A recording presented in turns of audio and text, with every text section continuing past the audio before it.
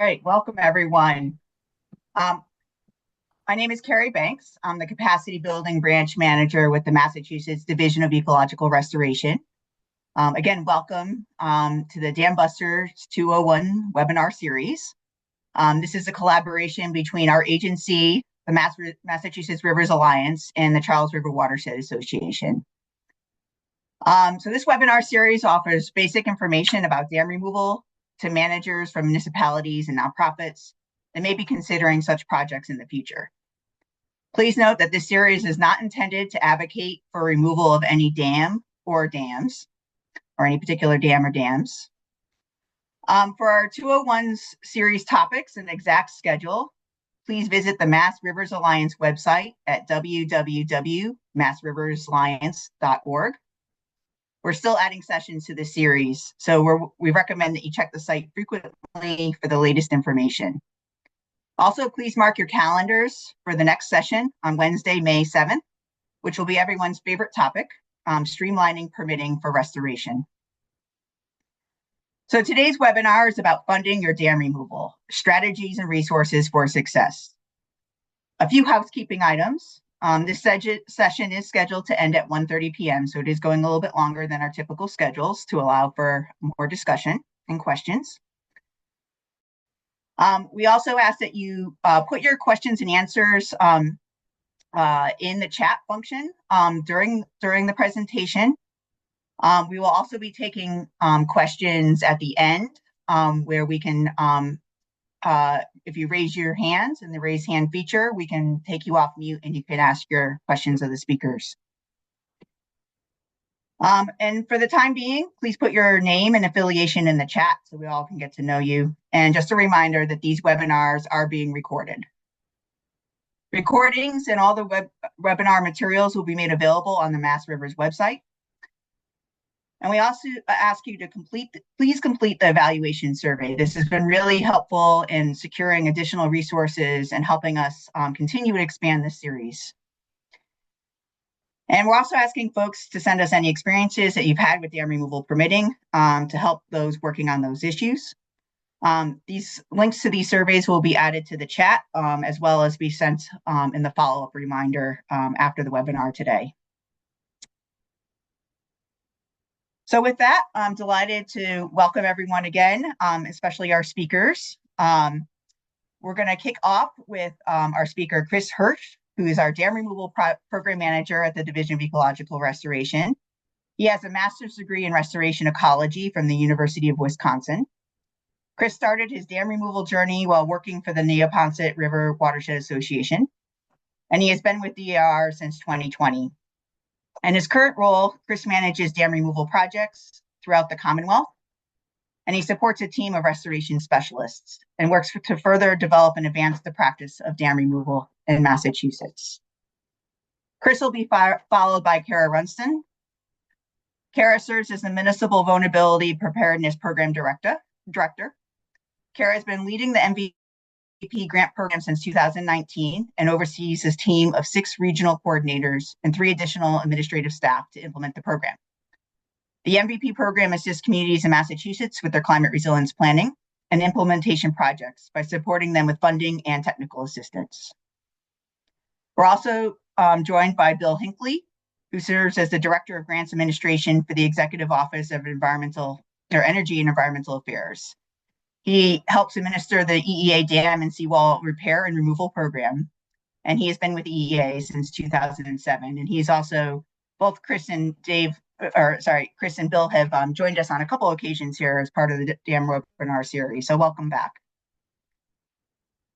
David Woodbury serves as the Hazard Mitigations Grant Coordinator for Regions 2 and 4.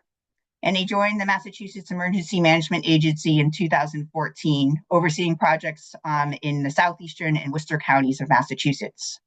MEMA's Hazard Mitigation Unit works to reduce risks of natural hazards by collaborating with stakeholders to prevent repeated damage.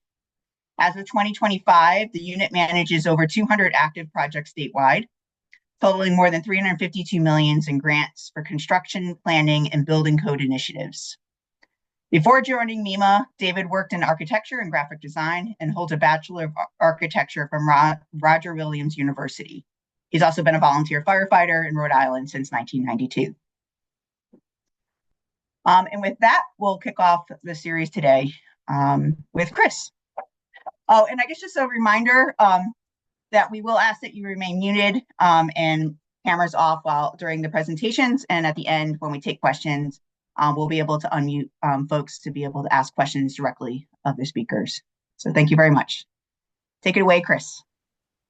Thank you so much, Carrie, and thank you to the Dam Busters program. I'm happy to be back once again. Hopefully you guys aren't bored of hearing from me at this point.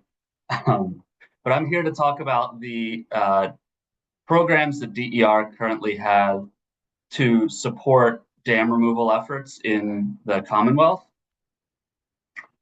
So we have three primary programs that support dam removal. One is our preliminary design studies program, priority projects program, which is really the bread and butter of what DER does on a programmatic side, and our partnerships program. So the preliminary design studies program is supports 1 year studies.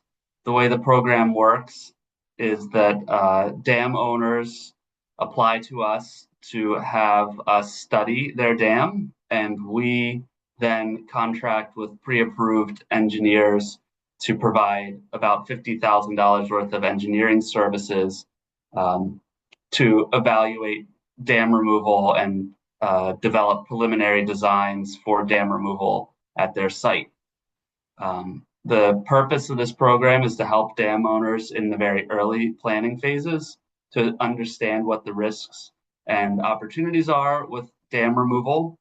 We limit our study just to dam removal and don't look at other alternatives as part of this program. And the other major goal for this program is to leave dam owners with a solid design foundation, a great starting place for them to pursue dam removal, and hopefully they'll have a good sense of what the next steps are and what the road ahead will look like. This program is currently funded by Resilient Mass funding, and as such, sites that have public safety or climate change resilience benefits are prioritized. So thinking about high hazard or significant hazard dams in poor or unsafe condition are really prioritized through this program. Again, we contract for about $50,000 worth of services. That's subject to the awards we get from Resilient Mass. And we offer this program annually.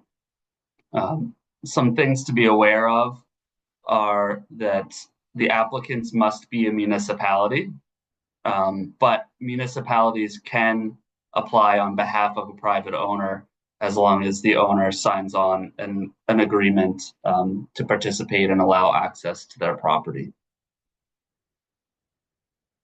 The second program that DER offers is our priority project program. The way this program works is similar to the preliminary design services program. Dam owners apply for their site to be designated as a DER priority project. Once a site is selected to be a priority project, it becomes eligible for technical and financial assistance from DER. Technical assistance includes having a DER project manager assigned to your project to help you navigate through all phases of the project, from initial site exploration, design, permitting, and construction, as well as financial assistance in the form of DER directly contracting with pre-approved vendors to conduct work on behalf of the project, or priority projects are eligible to apply for our priority project advancement grants, which would provide direct funding to priority project dam owners or partners. The award amounts obviously vary for this. Really depends on what our program budget is each year and what each of the projects individually needs in terms of funding, which can vary widely depending on what phase the projects are in. We take on new projects every 2 years, although we're a little bit off on that schedule. We're hoping to bring on new projects next year. And so keep your eyes peeled for the next round of priority projects RFR. A key difference here is the priority projects, we really look for dam owners who are committed to dam removal rather than those interested in understanding what dam removal might entail. We look for a bigger commitment there because when we take on a priority project, we're committing to really working in an intensive partnership with you to remove the dam. This program prioritizes projects that have both great environmental and community benefits. So when applying or putting together an application for a priority project, emphasizing both of those is really important. And it's a huge plus if you can demonstrate that there's existing community or partner support.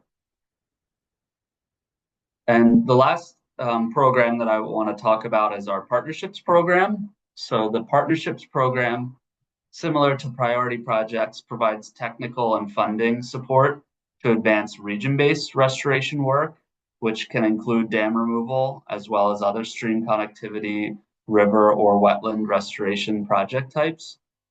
Our existing partnership, I should mention the priority projects also supports other project types than just dam removal, but because this is Dam Busters, I'm focusing on that.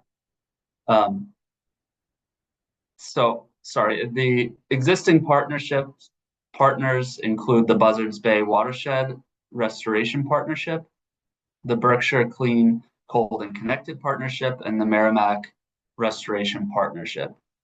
And these current partnerships have advanced dam removal design, permitting, dam removal prioritization, as well as community engagement. Once an organization or group of organizations is accepted as a partnership program partner, they're eligible to receive around $100,000 to $200,000 of support each year. We do have plans to expand this program in 2026 or 2027, so keep your eyes peeled for an RFR to become a partnership program partner. Things to be aware of here, the applicants must either be a 501c3 nonprofit or a regional planning agency. It is encouraged for nonprofits to work together to create regional partnerships as well for this. Really, the goal here is to build regional capacity to implement restoration projects so that more can get done than just what DER can accomplish on our own. I think with that, I'll just leave it there. So back to you, Carrie, I believe. Thanks, Chris. I'm going to hand this over to Kara. So Chris, I think you just need to hit stop share. There we go. Over to Kara. Awesome. Thank you. All right. Hopefully that worked. I am Kara Runston. I use she, her pronouns. I am the Municipal Vulnerability Preparedness, or MVP, Program Director. And our grant program is housed at the Executive Office of Energy and Environmental Affairs. So I'll talk a little bit more about the grant program and specifically our action grants and give you some examples of projects we've funded. So we use this kind of definition of climate resilience in the MVP program, the ability of a community to address the needs of its built, social, and natural environment, to anticipate, cope with, and rebound stronger from events and trends related to climate change hazards. The key part of this for us really is that resilient communities don't just recover, they continuously build capacity to reduce the impacts of future climate events. And our grant program really focuses on those sort of proactive approaches, and dam removal is definitely one of those. So we have seen a lot of those projects in the past. And I'll just jump right into probably what's the most relevant for everyone, I guess, in that our MVP Action Grant is currently accepting applications. They are due on this Friday, actually, April 4th. So hopefully you knew about this before today, but if not, there's still a couple days to work on it. The eligible entities for our action grants are municipalities, political subdivisions, which includes regional planning agencies, but applying on behalf of a municipality, and then also tribal governments. We have a maximum award amount of $3 million for individual projects and $5 million for regional projects. There is a 10% match required, with some exceptions, particularly this year for rural and small towns, which we will have a specific set aside of about 30% of our grant funding for. And we are a reimbursement-based program. We again are accepting applications until I think it's 2 p.m. on Friday. The link is available on Combis, and also you can get to it on our MVP website as well. We expect to hopefully announce awards around June, with projects starting around September. And you can apply for either 1 or 2 years of funding through the Action Grant program. So in terms of what we are looking for in the Action Grant program, I've put our 10 MVP core principles on this slide. So these roughly translate over to the scoring criteria for the MVP Action Grants. And I won't go through all of them, but some of the ones that are particularly important include projects that increase equitable outcomes for environmental justice and other populations who will be most impacted by climate change in a particular community. We really like regional projects. We like kind of innovative ones that are transferable. Nature-based solutions is a really big part of the MVP program as well as a lot of community engagement is always a key piece of MVP projects.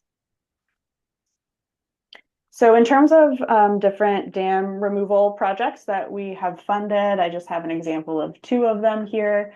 The first one is Haverhill's Little River Dam removal. We funded this through many phases of their project.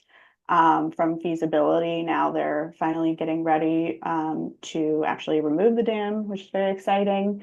It's kind of focused in environmental justice neighborhood and has good impacts for reducing flooding in that neighborhood. It increases access to the river for cooling and recreation, and will involve restoring the river and riverfront for ecological and climate benefits. The total construction cost, I think, is around 9 to 12 million. They currently have, I think, around 5 million secured and are working on the rest. But you can see that they're really trying to maximize different state grants to make this happen. The next one is a river restoration in Braintree. We were involved in this one, I think in several phases, but the most recent one was a big sort of construction grant for the actual dam removal. It was located on private property, but the town was the one that applied for and received the grant. They removed 2 dams and contaminated sediment and restored the river channel. They also created a public walking trail along the river, so public access is a big important thing for MVP as well. And again, it was located in an environmental justice neighborhood, which was obviously beneficial for our core values as well. So if you have any questions, we can't talk about specific projects while the application is open right now, but we would be happy to follow up with anyone who is interested afterwards. And we have 6 regional coordinators in our program who provide that sort of one-on-one technical assistance and guidance for potential applicants. I have all of their emails and phone numbers on the screen. So feel free to reach out to any of them and they would be more than happy to follow up with you. But that is all I have. So I'll pass it back over to Carrie. Thank you, Kara. And just remind me, that was the application deadline was April 4th? Yes, this Friday. So we're going to now hand it over to Bill. You're still out there, Thank you. Bill? I'm just going to try to share my screen here. Okay. And share, and we're going to go beginning. All right, thank you. And my name is Bill Hinckley, and I'm with the Executive Office of Energy and Environmental Affairs. And in this role I have here, I administer the Dam and Seawall grant program. Just as some quick background for you, we've been with this program since 2013. We do offer grants. We have in the past offered loans, and that's something that's currently under evaluation right now. The grant program supports dams, coastal infrastructure such as seawalls, and inland flood control such as levees. As you can see, we've made quite a pretty substantial amount of funding over the last 12 years or so, over $52 million for dams and other inland projects. And we're funded annually, primarily by the capital budget and to a lesser extent by the Dam and Seawall Fund. And so on an annual basis, we're funded for just over $12 million. For our program, these are for publicly owned structures only, which is, as our guidelines note, is by municipal or by charitable nonprofit organizations only. This program allows repairs as well as removals. And when there is a repair, we're looking for a more robust design. Removals are often an appropriate scope for this project. And because like other EEA programs, we encourage nature-based solutions when that's feasible. What's important to note about this program is this is fundamentally a safety program. These grants are intended to support the dam's compliance with the dam safety regulations at 302 CMR 10. And because of that, we prioritize a couple of safety-based factors. The most important thing for us is the hazard classification, which is assigned by the engineer, and then also the physical condition of the dam. The hazard classification is generally a measurement or at least a rating of what kind of impacts would occur if the dam was to fail. We highly prioritize high and significant hazard class dams. Those are the ones that in the event of a failure for a high hazard class dam would be expected to cause loss of life and substantial property damage and loss of property. For a significant hazard, we believe looking at injury and even potential loss of life, and again, substantial damage to people and property downstream. There's a third classification of regulated dams, and that is for low hazards, and those are not prioritized by this program. We prioritize dams in poor and unsafe physical condition, and those again are evaluated by your engineer. And these are the ones that would have the largest number of deficiencies related to the actual structure. The other condition ratings, they are not ineligible. but they would receive a lower priority in terms of the project ranking. Dam removals are an eligible scope of work. Removing a dam can, or generally does, make it compliant with the dam safety regulations. In many cases, it would then be reclassified after the completion of the project. It would be reclassified as non-jurisdictional, and then no longer under the purview of or the authority of the Office of Dam Safety within DCR. Non-jurisdictional dams, which are those that are not under the authority of DCR, are not eligible for this program. So those would primarily be your smallest dams, the ones with those are defined by 302 CMR 10. But basically they would be your smallest dams, and again, those are not eligible. This program is currently open for applications, and it is open till April 25th at 11:59 p.m. For projects beginning in late summer.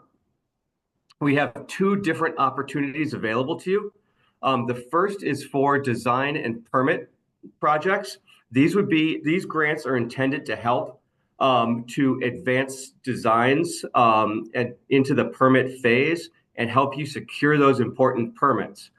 The idea here is at the end of your project, you'll be more or less ready to bid the project publicly.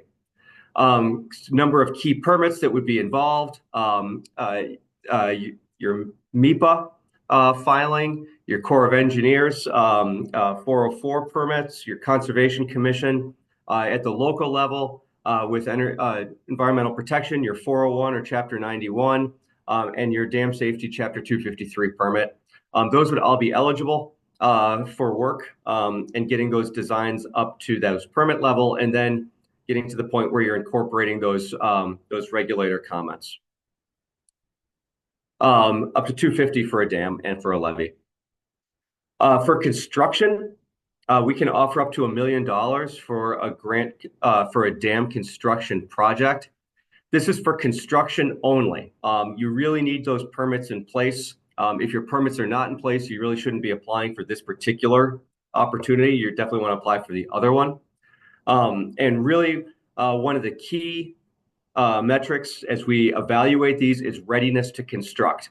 The closer you are to actually being ready for construction, the more favorable your application is going to be. A couple of notes. This is a minimum 10% cash match. This is different than in past years. It used to be a 25% match. However, what we've done is we've lowered that. However, it does we have tightened up the match requirements a little bit to a 10% cash match. This needs to have a very clear public purpose. So what we're looking for are those projects that are going to be having substantial benefits for the taxpayers and the public. This is a very competitive program. On average, I would say about less than a half of the applications are funded. Please note that because again, these are public funds, we're really interested in public access. We especially for a dam removal project, for a dam repair, sometimes we'll be looking at drinking water reservoirs, and in many cases, public access to those is restricted, and we understand that. But for a removal, we are certainly looking for public opportunities to utilize that water resource.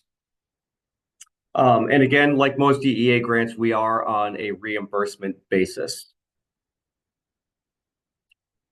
As I mentioned, the grant application is now open. It is open on our brand new, very first opportunity on our new grant management system.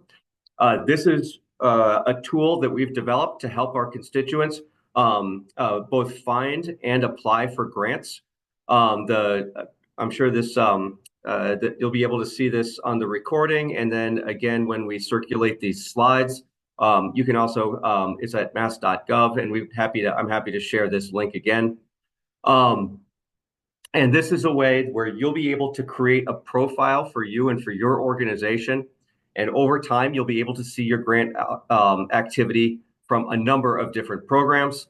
So you'll be able to apply for grants here. You'll be able to submit your reports and your reimbursement all through this online portal, as well as have access to that anytime you want. Please note that we use the MyMassGov tool. This is offered by the Commonwealth of Massachusetts as a single sign-on for a number of different applications. And so you may already have an account if you're using this. So if you are filing certain organizational or municipal reports with the other departments in the Commonwealth, you may actually already have a password and a multi-factor authorization. If not, it's a very quick process to get one of those.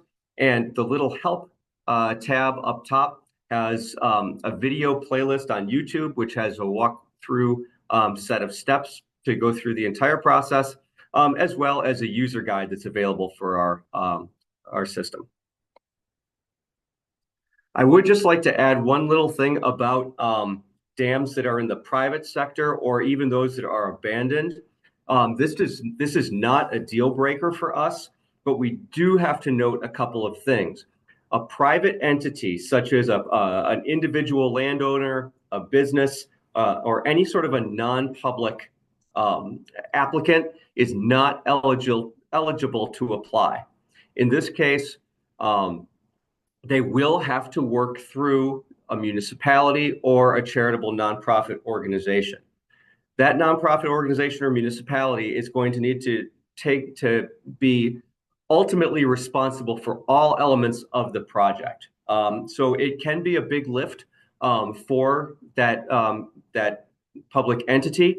But if there is a dam that you really want to work with, and you have a dam owner that really wants to work with you about a removal, or even if there's a abandoned dam in your community and your town is willing to bring that on, we are willing to and able to look at those. So that is the end of the slides here. I'm happy to take any questions to the extent possible afterwards. But in this case, I think what I will do is hand this back over to Carrie and stop sharing. Thank you.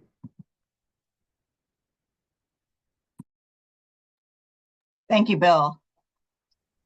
Now we're going to hand it over to David Woodbury, again from MEMA.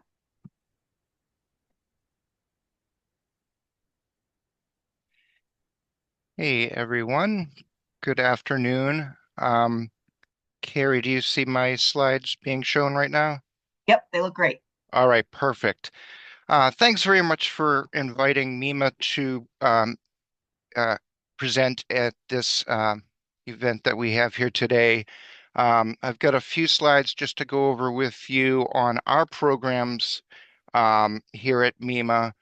And I guess one thing I did want to mention is that our funding comes from FEMA, and then MEMA as a state agency is a pass-through agency that manages the project. So we have FEMA that provides guidance, rules, regulations, and funding, and then we work directly with eligible sub-applicants, typically cities and towns, certain private nonprofits in one of our grants, as well as state agencies as well to manage the projects and implement the projects.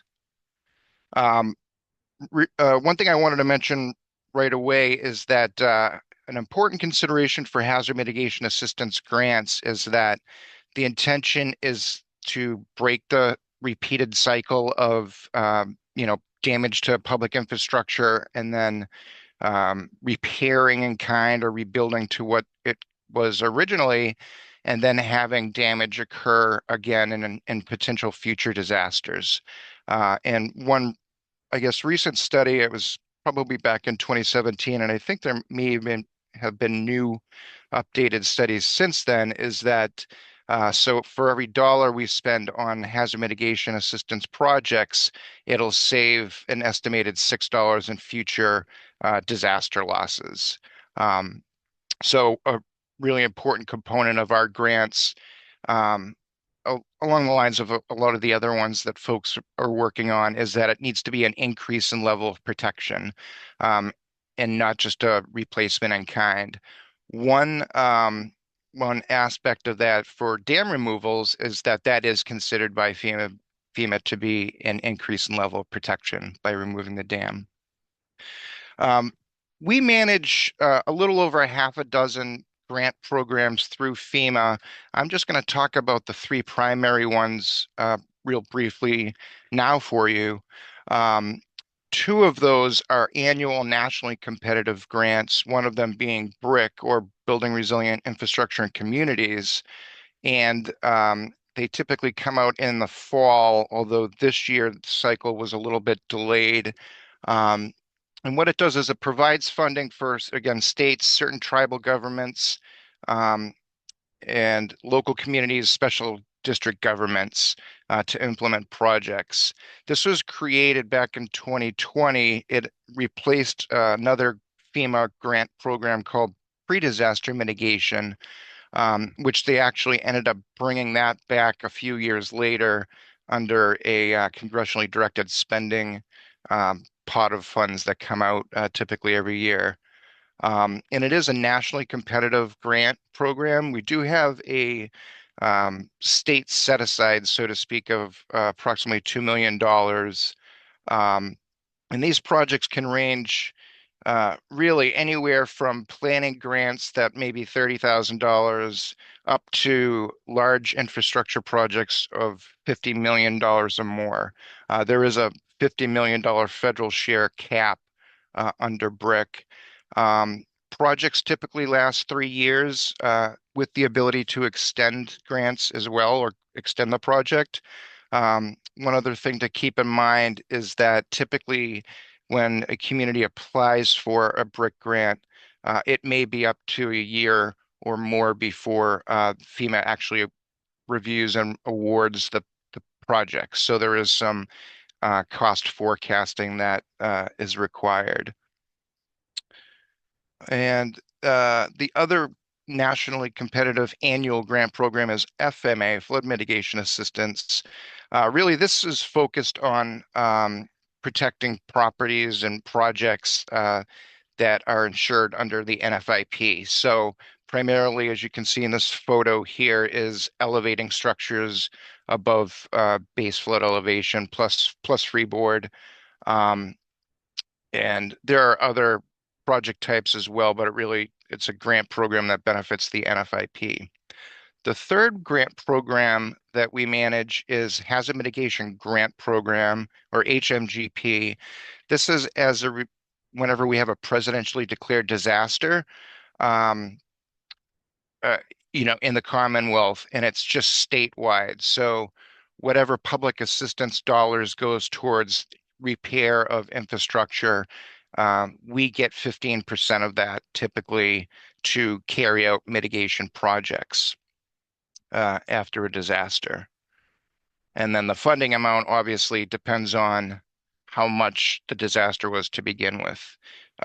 We've had disasters that we typically get $1 million of mitigation funds, all the way to the COVID disaster a few years ago, where we had over $100 million come to us to manage and get projects funded through FEMA.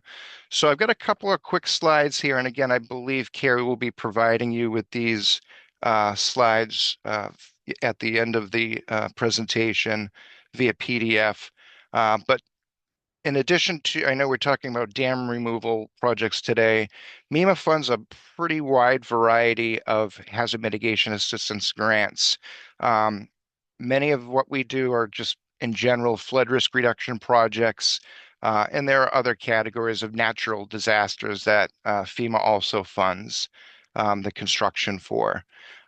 Also included in eligible activities is a planning and a project scoping component that FEMA will fund as well. So this is essentially, seed money to get projects designed, permitted prior to construction. It also has a mitigation planning and other planning types related to natural hazards. There also is a focus on code upgrade or building codes and standards that FEMA highly promotes. One other thing I just wanted to mention about the grants is that there is typically a non-federal cost share, and it's usually 25%. There are a couple of project types there where it may be a higher federal share amount, all the way up to 100%, depending on the project type and property type. And the non-federal cost share typically, could include cash. It can't include even ARPA funds or any other federal sources. And also in kind, if it's something related to planning where you're participating in the project, you track, hours that go towards the project. And then finally, we have a pretty robust team here at MEMA. Like Carrie said at the beginning, I cover half the state, and I have a colleague, Donnie, who covers the other half in terms of program requirements. And you can see the rest of our team here, planners and support and civil engineer as well. We do currently have 3 grants open, the BRIC, FMA, and HMGP, and our deadline has already passed for that. So we're in the process now of going through the sub-applications that we've submitted, were submitted to us so that we review and rank them and then send them off to FEMA for review. So I think with that, I can stop sharing and turn it back over to you, Carrie. Thank you so much, Dave. I'm just going to ask the speakers to come back on camera as we move into our sort of panel discussion. I wanted to kick us off with a couple of questions. We got a lot of great information about the various programs that are out there currently. But we wanted to also think about what some of the funding strategies are for project managers or dam owners who have a dam removal project. What are some of the key considerations, for example, that they should be thinking about when they're developing a strategy for their projects? Is there things that the project manager should identify and prioritize as they look into the different potential funding sources? And I think some of you touched upon that. Maybe also if you have some examples of a dam removal project that used a successful funding strategy. I believe I saw one of you had a slide that talked about, highlighted some of these programs, that it wasn't just one program funding the dam removal project, but there were a couple there. If you have a good example of where a community has used a couple different funding sources to advance their dam removal project through the various phases. And anything else that you have for suggestions that project managers might want to think about as they're starting to explore potential funding options and build relationships with potential funders. So Chris, maybe I'll kick it off with you. Sure. You want me to tackle all 3 of those questions, or yeah, take them one at a time? Pick one that I think you feel comfortable, like got a good example or got some feedback on. Sure. Yeah. I think in my experience, at least, the majority of our projects require a patchwork of funding. Very few can be fully funded by just one program. And so,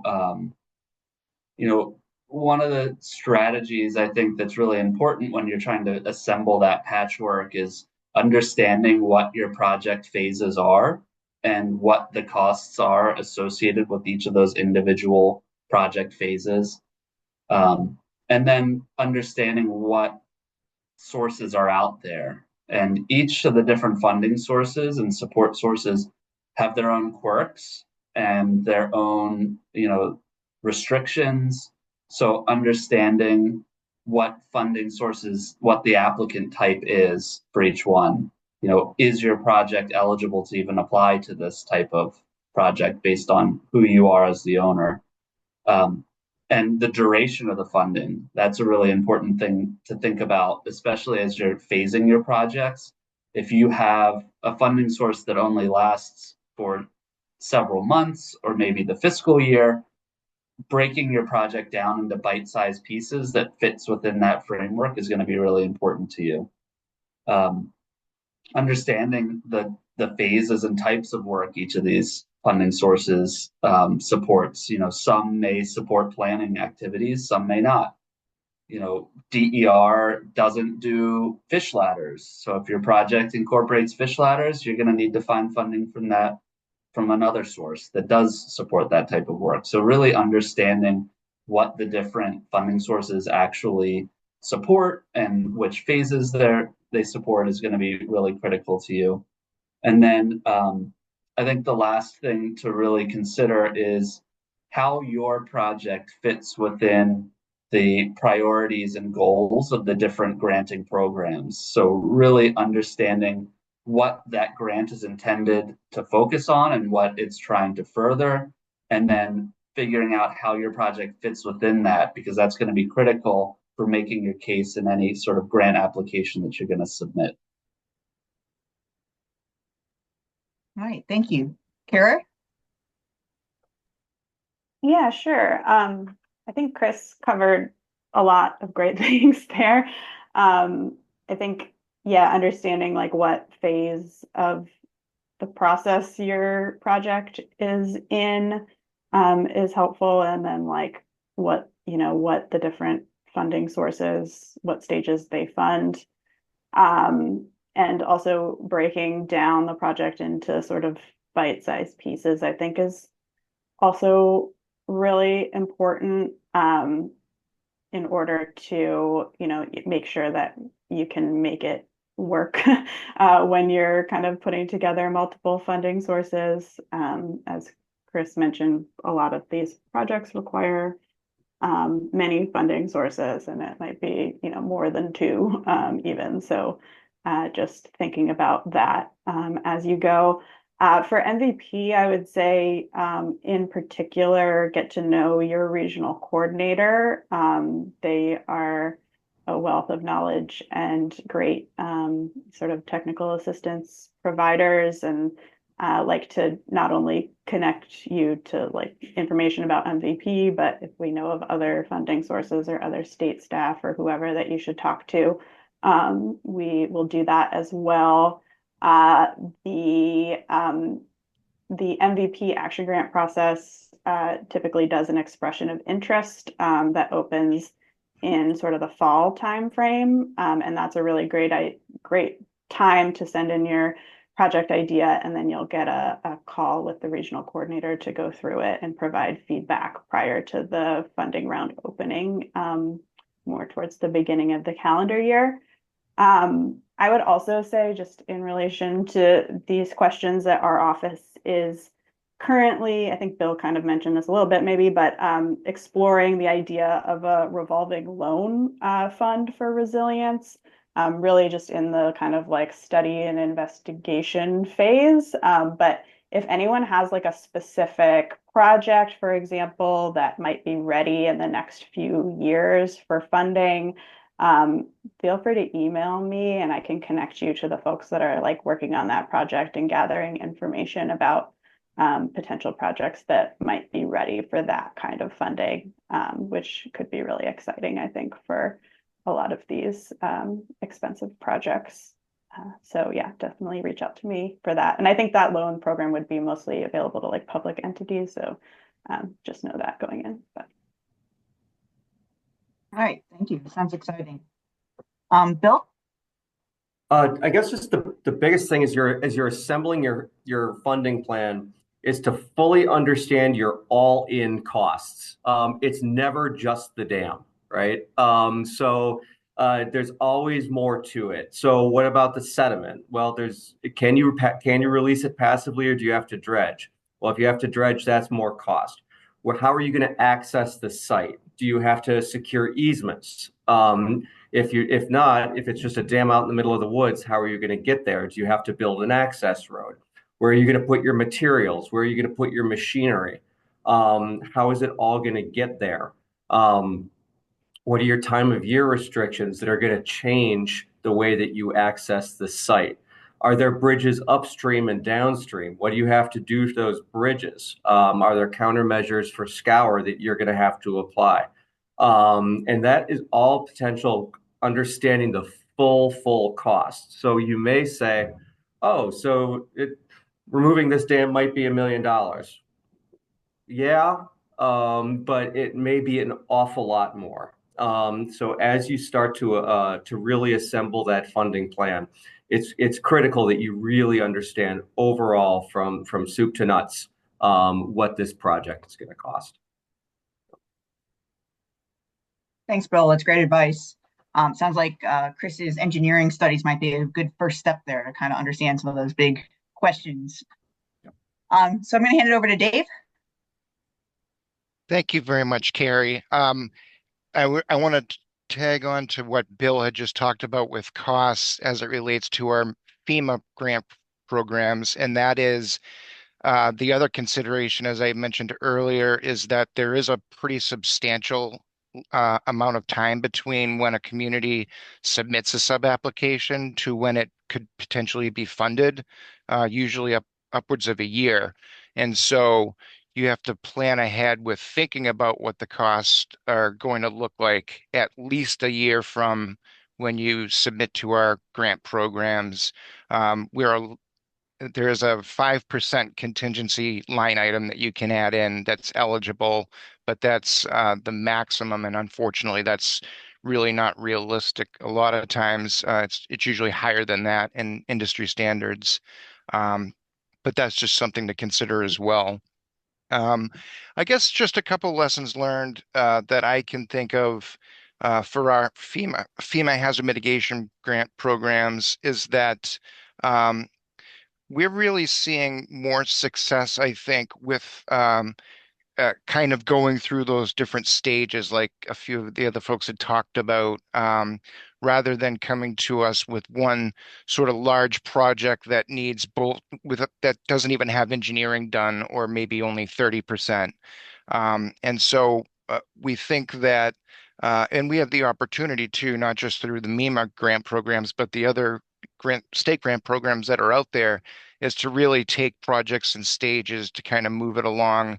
Especially that the part where, MEPA coordination is required as well, to get it to a shovel-ready permittable project, and come back to us later on when you have that, to go for a construction, related grant at that point. We're finding that that's a much better strategy than what we've seen in the past as well. One interesting thing with our grants is that dam-related projects weren't even eligible until about 10 years ago. So we're a little bit getting our feet wet in the process. Bill and I have worked on a dam-related project that's actually almost completed. It was a dam improvement, not a dam removal. So we're learning ourselves as we go along. And I think we actually just had our first dam removal grant sub-application submitted to us in this current round, which is pretty exciting for a project in Natick. So we're looking forward to really looking to see how that plays out as well. Just the other thing to mention, and Kara mentioned it too, with the expressions of interest that MVP has, we have similar process here at MEMA with a statement of interest. And so we really encourage folks to submit those, and you can submit them anytime during the year, so that we have projects that are on our radar, and we can have multiple technical assistance calls with communities and other sub-applicants prior to our grants when they open up, so that we're already working with you to kind of set up what the different grant requirements are in our grants. Whenever we have a technical assistance meeting, for instance, if it's a culvert or related dam project, we'll ask questions like, well, have you contacted DER? Or, if it's a seawall project, have you made sure you've contacted Bill Hinckley over at EEA? So we like to really ensure that folks are kind of getting ahead in the game, and making sure that you're talking to all the various people that could provide multiple sources of funding, and also just considerations for state requirements as well. So I think that's a resource that not a lot of folks are often know that are available, that they can reach out and have those conversations early. So definitely encourage that whenever possible. So I have been seeing some questions coming in through the chat, and we'll get to those in just a moment, as well as take questions if you're interested. And we're trying to make this a more of a discussion and engagement. So feel free to raise your hand and I can call on you to ask your questions. But before we move over to that, as you think about those questions and find that raise hand button, I just wanted to also share with you that Elizabeth Seinkola from the Department of Fish and Game's In Lieu of Fee program wasn't able to join us today, but she did want us to make sure that you're also aware about this program. So the In Lieu of Fee program basically affords permittees that go through the Army Corps of Engineers permit process the option of paying an in lieu of fee that goes to the Department of Fish and Game here in Massachusetts. And that's for mitigation for their project impacts to federally regulated aquatic resources. So DFG in turn aggregates all these fees and that they're used to implement larger scale mitigation projects. So that is another source of funding for projects. And I do have an example on their website of a dam removal project, the Salmon Brook Dam Removal Project. So if you're interested in seeing a case study, there's a great case study on their website. And I'm going to drop the link in to the chat now for that program. And then we're open for questions. Let me see. I just want to see if I can see hands raised. Monica, do you see anybody with raised hands? I do not. I think everybody can go back on their video now. I'm actually not, if they want, or people who want to ask questions can go back on their video. I do not see any raised hands at the moment, but Okay. I have some questions. Actually, there's one from Hartman that I'll ask in a moment, but this one was specifically for Bill from Alan. Would uninventoried dams that should be jurisdictional, likely significant hazard with significant hazard potential, be considered eligible for dam and seawall funding? I have to give it a maybe. So we would need more information. So if it is likely to be jurisdictional, then it likely has an owner somewhere who's responsible for that dam. And we would need to know who that is and what's their level of responsibility for that structure. And then again, sort of where, what sort of again, we would need to see, typically with a phase one inspection that had been authorized by that owner or by the Office of Dam Safety to get a sense of, well, what is the condition of that dam. So it's a maybe, and we would have to learn a lot more information about it.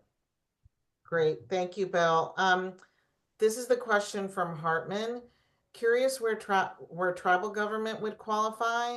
Is it as municipalities or as 501c3s or not at all? I'll leave it to the panel to who wants to answer that. I can answer first for our FEMA programs is that it's federally recognized tribes. That's the requirement for eligibility. And so there are two in Massachusetts, Mashpee Wampanoag and the Aquinnah tribe on the Vineyard. Was there another question on nonprofit? Well, just, under what category would tribes qualify? I think that's what Hartman's getting at. Oh, okay. They qualify, the two tribes in Massachusetts federally recognized qualify for all project types under our program. Sorry, I was trying to find the button. I was just trying to figure out where we landed. Yeah, I think I mentioned that for MVP, tribal governments are an eligible entity as well. It's specifically for tribal governments there. That is sort of the category for MVP. And there are a few different, I think they have to submit sort of like some documentation of eligibility. I think there's a few examples of what that means in our RFR. So feel free to take a look at that. But that's sort of the requirement for MVP. Oh, okay. Chris, do you want to add anything? Yeah, so for our programs, for the preliminary design services, a municipality has to be the applicant, but they likely could partner with a tribal organization to apply on their behalf. Um, for the priority projects, we really encourage the dam owner themselves to be the applicant. So if the tribe or a tribal organization owns a dam that they'd like to remove, they would be eligible to apply through that program as well. And if I can put Carrie on the spot to talk about partnerships programs, since she's way more involved in that than I am, I'll do that. Yeah, so currently it's nonprofits and regional planning agencies that are working at the regional or watershed scale. So I'm not sure if there's tribes working at that scale that typically are the lead applicant, but there is core partners that are part of this partnership, and tribal entities are more than welcome to be part of part of that partnership and engaged. Thank you. I'm going to move on to a question from Victoria, which I think was directed to Dave. Are recent executive actions expected to impact any of the federal grant programs mentioned? Thank you for bringing that question up, Victoria. The short answer is it is impacting, and the longer answer is that we're still waiting for sort of official guidance from FEMA or, slash the federal government on what those impacts are. The only thing that I can say is that we've heard that certain priorities may no longer be a priority in terms of FEMA's review and ranking and review criteria. But we haven't received anything concrete. When we do, we'll try to share that broad and wide with folks. Most of everything we're hearing is more speculative than anything, so I can't really get into things that we know aren't concrete yet. But we hope to receive some additional guidance pretty soon on that. One example I'll say is that our BRIC and FMA notice of funding opportunities have currently been pulled down for review by FEMA, and so we're waiting for those to be reissued.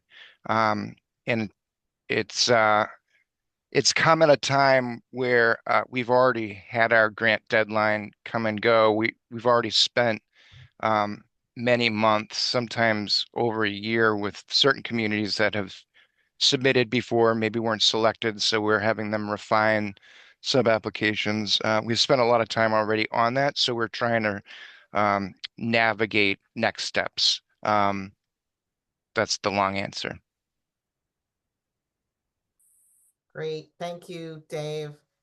Carrie, I can't believe it, but I'm not seeing any other hands raised right now. So I will ask a question and hopefully folks will start to join in. So I noticed that Kara and Chris, both of you talked about the importance of regional projects. And I was just hoping that you could talk a little bit more about why that regionality component is so important. And maybe we'll start with you, Kara, and then Chris, you can add in. Yeah, sure. Yeah, it's a great question. I think for MVP, but like for any kind of climate resilience projects more generally, obviously, climate change impacts don't respect jurisdictional boundaries. And a lot of things are sort of happen at the watershed scale. And so thinking regionally about projects and how you can involve, upstream and downstream partners to make sort of the biggest impact for, in our case, resilience is really important. So to that end, we definitely have, parts of our scoring criteria that emphasize regional projects and different partners working together. And we try to sort of, I guess, incentivize folks that way. We've had, a lot of really great regional projects come in through MVP on all kinds of different topics. We don't, obviously we don't just fund dams or dam removals, but all kinds of different things. And people kind of creating those partnerships across different communities is really, really important from what we've been seeing. So I guess I'll stop there for MVP. Yeah, from the dam removal perspective or the dam removal program's perspective, having multiple dam removals within the same watershed, or even more importantly, within the same water body, can have additive benefits. A single dam removed, if you have a dam a quarter mile upstream and a quarter mile downstream, removing that dam is the impacts are really limited by that context. But if you start to bundle those projects and you're removing multiple dams to open up an entire system or an entire tributary, that can have additive benefits that definitely is something we consider and prioritize. The regional aspects of the partnerships program, I'm going to throw to Carrie again. Yeah, I guess I'll add to through our regional partnerships program, out of the 3 sort of watershed-based groups currently, they've identified over 100 priorities. That includes dam removals, culvert replacements, other wetland and floodplain projects.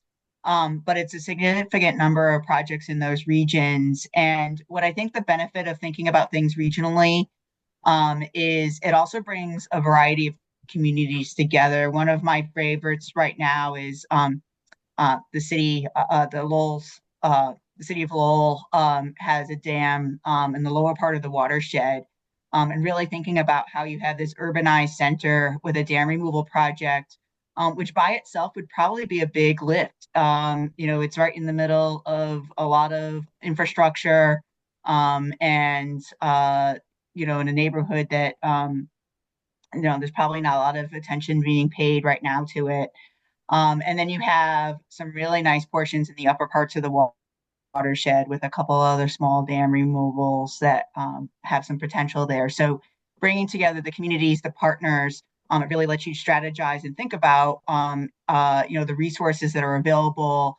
As we were talking about earlier, just even thinking about the time frames for projects, and really making connections to find or sort of find cost savings and the ability to build momentum around the projects, especially through like the community engagement and getting people excited about the overall projects, as well as all the additional benefits that come from thinking about that as sort of a scale versus sort of a localized project.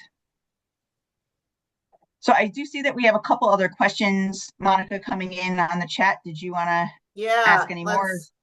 Let's take this one from Julie, and I actually, after whoever takes it answers, I have a small answer to it as well. So she asks, are there other project funding sources that are common for dam removal beyond the ones presented today, such as through organizations like Trout Unlimited, etc.? I can take a crack at that one. Yeah, there are. We talked primarily about state programs today, but there are many federal programs, or at least there were historically many federal programs that supported dam removal. Those include the NOAA. NOAA has multiple funding sources: U.S. Fish and Wildlife Service, National Fish Passage Program, the National Fish and Wildlife Foundation has grants aimed at that in the New England region. Organizations like Trout Unlimited, certainly NRCS, and their EQIP program. Trying to think of others. I don't know if others want to chime in on that, but those are the big ones, and have been critical, to be honest, in getting a lot of these projects done. Because, like we've said before, it really takes a patchwork of funding a lot of times to get these projects across the finish line. Does anyone else want to add? This is Dave. One thing I thought of as we talk about additional funding sources, if folks aren't familiar with it, there is a really great website, mass.gov website called the Community Grant Finder. It was under that, it was originally a community compact connector, I think, created in the previous administration here in the state, but I think it still remains under the current administration. I've always found that to be a really helpful resource for folks to research different grant funding opportunities. I can put it in the chat as well, just so folks that haven't seen it before have access to it. It's almost like a grant repository whereby they break down different categories of potential project types and then list out who those potential funding sources are. So I just wanted to make mention of that resource that's available. That's really helpful, Dave. Thank you. And actually, that kind of touches, that's tangential to what Ryan's asking. Is there a spreadsheet listing the many grant programs and their requirements? If so, could that be shared with this group? Does anyone know of a comprehensive spreadsheet? I can't think of one either. It actually, Ryan kind of read my mind because that may be a good project for Dam Busters to take on. I had noted it while you all were speaking that creating a map of funding resources might be helpful. I wonder if the FFIO office may already have something like that that's created. That's a newer office that was created to leverage federal funding with other funding sources for projects. I don't know offhand, but that may be a place to check with Quentin and the rest of his team on that. Okay, and I actually wanted to just note for the prior question about funding sources that weren't featured here. Mass Rivers and Dam Busters actually has received a generous grant award from a foundation, a first time out grant. So it's not huge, it's sort of a pilot project. We will be at some point in the next probably 4 months or so announcing sort of very mini grant awards pass through to communities for, I think Kara mentioned the important investigative phase of doing this kind of work. And currently what we're thinking is that we would give mini awards in the investigative phase, but stay tuned because it was just awarded. We're delighted to have it. We're calling it a technical assistance type of grant. And we will get that information out to certainly all of our Dam Busters participants, and we'll broadcast it widely. But you heard it here first. We're delighted to have gotten the attention of this funder. And that's thanks to everybody who participates as an audience member and fills out our surveys. That's why I love it when people turn in surveys. So again, stay tuned. We're going to be very excited to see what comes out of that funding program. Okay. I don't see any other questions. I actually do have a kind of a question. I think that in several of your presentations, you spoke to, like, I know Kara, you mentioned engagement with environmental justice communities, for example. But just, I guess, if anybody wants to speak for a moment about the importance of community engagement and how that's sort of weighed and used in your funding programs, maybe a little bit more depth of, like, again, like what types of things are you looking for, and maybe any strategies for folks to get engagement with key partners or stakeholders as part of the process. Yeah, I could kick that off. Yeah, I think, well, for all MVP projects, but especially like dam removal projects, we all know, sometimes they can get controversial down the road. And so we've really found with these projects that it's super important to have community engagement especially sort of at the beginning stages and all the way throughout. We really emphasize at MVP, not just like necessarily like a public meeting or things like that, but more kind of like innovative engagement, having, maybe representatives from the environmental justice community on the steering committee for the project, for example, paying them for their time for that participation. Those are the types of things that MVP would really prioritize through our engagement. And also thinking about, ways to kind of meet people where they're at, get that information out. But I think just like having touch points with the community early and often, kind of getting the temperature of where they're at, maybe some educational components if that's necessary, for example. That's all super important for these projects.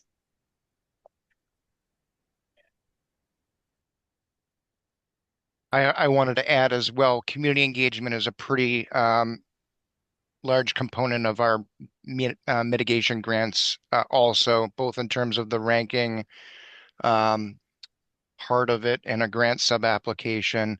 But even fundamentally, hazard mitigation planning in general is something that really can't happen in a vacuum with maybe one or two plan writers coming up with a hazard mitigation plan for a community. It really needs to be the sort of whole community engagement, um, you know, thought process behind it, so that folks are weighing in and really providing potential suggestions and information that maybe just a simple planning team may not always think about. One thing I will say is that, sorry, I'm looking over at my screen here. Back during COVID, FEMA did develop for hazard mitigation planning sort of tips and tricks on community engagement and ideas on that to get folks involved. It was more pivoting away from in-person to how we handle discussions online like we are today. But I think that they had some pretty good guidance. I can drop that link in the chat as well. And it's specifically related to hazard mitigation planning, but I think it has applications beyond that as well. Yeah. And I would just throw out there that if you're not engaging your community early and often with your dam removal project, you're going to have a very difficult pathway to success. In the social media age, people who are opposed to a particular project can really get a word out very, very quickly. And if you're not being forthcoming and transparent and sharing everything you're doing, then people have it in this day and age. Everybody seems to think it's a conspiracy. And so the most important thing to do is to make sure that you're offering really good information as soon as it's available. Share your studies, share your engineering, be sure that you're engaging people about the potential benefits of your project. There's a lot of really creative ways that people can short circuit a project, from challenging permits and challenging funders and all sorts of different things. And so the worst enemy of a good project is secrecy. You need to be out there and you need to be advocating for a project and all of the things that you're hoping to accomplish. So if it's a safety project, you want to be sure that you're talking about the potential safety benefits. If it's a ecological project, well, what are those benefits? Why do we care about these fish so much? Why do we care about the sediment transfer? People tend to get very nervous, especially if there's things that they may not be fully familiar with. I think one of the things that you see a lot that causes great concern among very normal, rational people is sediment quality. It's a very major concern. And if you're looking at a dam that had an industrial history and, and there's always going to be concern, well, what's in that sediment behind the dam? And will a passive release be unsafe for the environment? So that's one thing where you're going to see a lot of concern. So it's all about making sure that you're really being honest and truthful and forthcoming with everything you have. And that's going to be critical to your funding path all the way through as well. Yeah, totally agree with everything Bill just said there. Public engagement and public attitudes toward projects can be make or break. The politics is really important. And when we take on priority projects, engage in a lot of that in planning and trying to connect people and providing public information and speaking about projects. But it is a very important part of a project. And just to tie it back to sort of the funding and things like that, if you can demonstrate that you've already started that process and you've got some momentum going, that really makes your project a lot more attractive because some of that groundwork has already been laid. But it is, yeah, getting community buy-in is absolutely critical.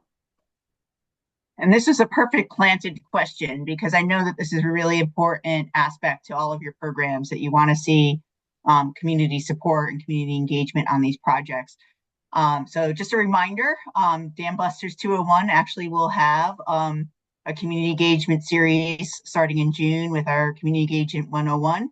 And then again in September with some peer-to-peer support work as well for community engagement. So Monica, do we have any more questions that have come in, or are we?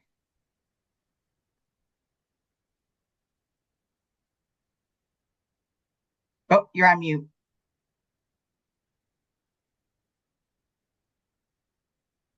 Oh, still on mute. Sorry, there's noise behind me, so I'm trying to be conscientious. I don't see any other questions at the moment. Seems like we've been pretty thorough in giving people information from 4 fabulous panelists today. So on behalf of Dam Busters, and I'll let you end it, Carrie, but on behalf of those of us at Mass Rivers, we really appreciate all the panelists we had today and being able to go into this topic in depth because that was very much requested by all the people who participate in Dam Busters. Yeah, and just as a reminder, all the presentations and materials we posted on the Dam Busters website. Probably give us a little bit of time to get them all up since we have 4 presenters, but those will be made available. And thank you again to all the speakers. And we appreciate all your time. And we look forward to seeing you at the next Dam Busters 201.